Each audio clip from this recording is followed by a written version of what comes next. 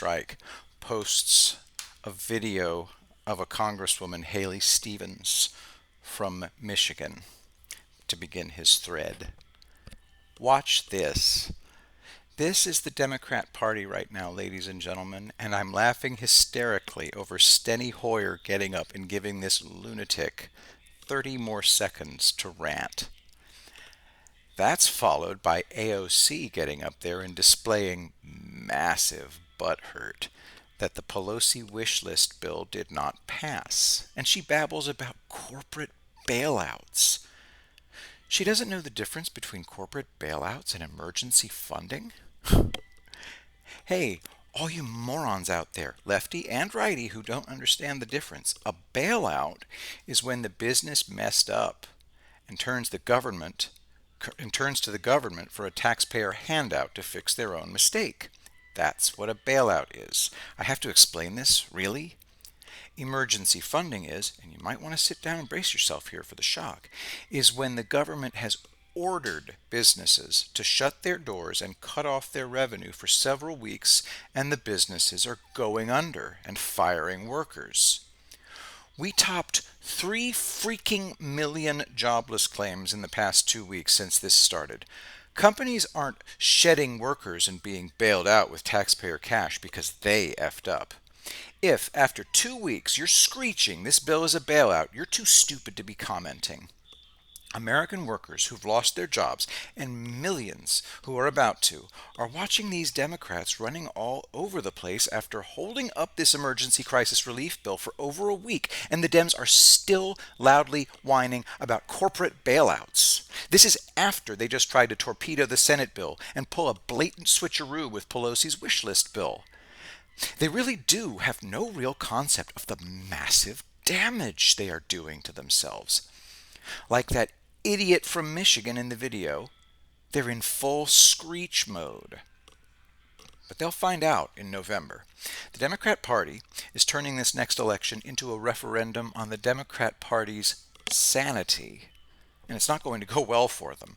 People who expect Democrats to keep the House are going to be massively disappointed. This ain't going to go like 2018. There is a massive building anger in the electorate. And it's not building against Trump, no matter how much these insane Democrats try to convince themselves that it is. We just watched the mainstream media, after 2 weeks of carrying the presidential daily briefings live, suddenly start reversing course when they saw Trump's poll numbers. They thought their stupid gotcha questions at the briefings were hurting them, that his numbers would dive into the 30s, the 20s. Only now that they are seeing the current poll numbers, they are suddenly deciding they'll stop carrying the virus briefings live. Instead, they'll show selected sound bites with their own commentary about Trump's lies. Well, Congress is even more blind than the mainstream media. Like the shrieker from Michigan and like AOC, the Democrat Party is now locked in to its strategy for November. It's not working. And they'll soon have to replace Biden with somebody who didn't even run for president for the last year. I get two kinds of concern trolls that tweet at me all day. Those that think the Democrat Party cratering itself in an election year is a mirage, and we're all being fooled, and that the Democrats are actually stronger than ever, and their vote fraud game is just too strong to beat. Well, excuse me. Let's deal with the second concern troll first. To steal it, it has to be close. They have to have enough of a base left for their fun vote fraud shenanigans to put them over the top. And guess what? They're not going to have enough of a base left. Trump is busy right now. Very, very busy. Anything that he had planned from January to around the middle of April has now been pushed back to deal with this pandemic. When he really launches his campaign against the Democrats, he won't hold back.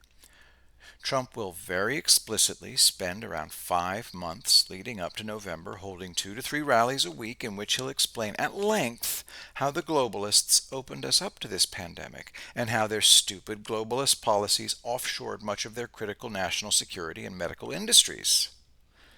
The Democrat Party's actions during this pandemic have given Trump an even larger store of ammunition to use against them. And use it effectively, he will. Wichter says it drives him crazy, all these narratives people spin in which Trump is a clueless, hapless, passive guy. All the narratives people spin to me have at their base the concept Trump is a passive or only reactionary fellow. He doesn't have any agency, is the word Wichter uses. He can't see the vote fraud coming, or he can't do anything about it. And the people pushing these narratives to me are the same people who pushed Trump can't fire Rosenstein or Mueller fantasies all the livelong day for 2 years. Trump is pretty much helpless, you see, they tell me, and it's quite past time I got around to admitting this. No matter how prominent or obvious the Democrats' insanity gets, there are always people out there who hold steadfastly to one true North Star that guides all their narratives. They won the House in 2018, so they're going to win again in 2020. Well, again, excuse me. In enough districts in 2018, the Democrats were able to present themselves as reasonable checks on Trump's power in some blue or purple states. That party was in a completely different state and position in 2018. By November of 2020, voters will have had 2 full years to watch and observe what the Dems have done with that House control. They did a bogus impeachment, and now they've held the country hostage for a progressive wish list. And that's only the two biggest things they did. But concern trolls tell me by November all the voters will forget what the Democrats have done with the House since 2018, and so they'll march to the polls and reflexively vote Democrat again. These trolls don't even acknowledge that Brandon Straka and Scott Presler even exist. The trolls refuse to recognize that it's precisely what the Democrats have done with the House since 2018 that directly led to the walkaway movement. They can't recognize that because then most of their narratives about a D party growing stronger get blown up. Well, the Democrat Party is not growing stronger. It's dying. That's why the Ds in the House have engaged in most of the stupid and frantic stunts you've watched them do over the past 2 years. It's a frantic attempt to keep the power that's slipping through their fingers. If the D Party was growing in strength, they wouldn't be in the Hail Mary position of having openly held the country hostage during a crisis to try to force through a wish list of things the voters had rejected. They can't get what they want the right way, so they tried this. Even as Ds are reduced to incoherent rants and screeches and arm-waving, frantic doom crying as they circle the bowl as they prepare to be flushed, people will tell you this is all an act. It isn't real. They're stronger than ever, or their vote fraud will come through for them. Well, sometimes you do have to trust your eyes. No vote fraud strategy is going to show up in November to give the D Party that will have a massively shrunken base by the time voting day gets here. All the movement is in one direction. Besides that, tiny never Trump segment. How many lifelong Republicans have you seen in the past 2 years publicly testifying they've had enough? They're switching to the Democrat Party. Compare that to how many lifelong Democrats are making public testimonials for Trump. Here's Dr. Carlin B., lifelong Democrat voter, publicly testifying in a recent video how she will be voting for President Trump this November. How many videos can you find of lifelong Republicans proudly talking about how they'll vote for Biden? Social media is flooded with former Democrats testifying how they have left the D Party and are now Trump voters. It's a real movement. Democrats have nothing like it. In fact, Ds are still trying to purge all the moderates out of their party. But concerned trolls don't care. Evidence doesn't matter to them.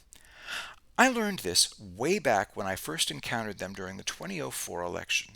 But I'm so concerned, they said, when they realized openly saying, but I'm so scared and I want you to be scared too, didn't work.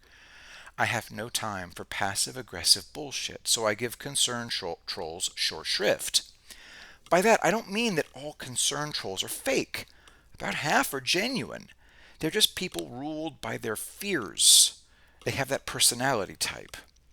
And when a person ruled by their fears, who always expects and literally hopes for the worst, hears somebody countering their fears, they love to tell you, I sure hope you're right, which is a passive aggressive way of saying, you're wrong and you need to wake up. It's 7 months to the election. I don't have to hope, based on what I see, that somehow by some miracle Trump gets reelected. I clearly apprehend the present situation. So, thank you, Michigan Screecher, and thank you, AOC. Keep up the good work.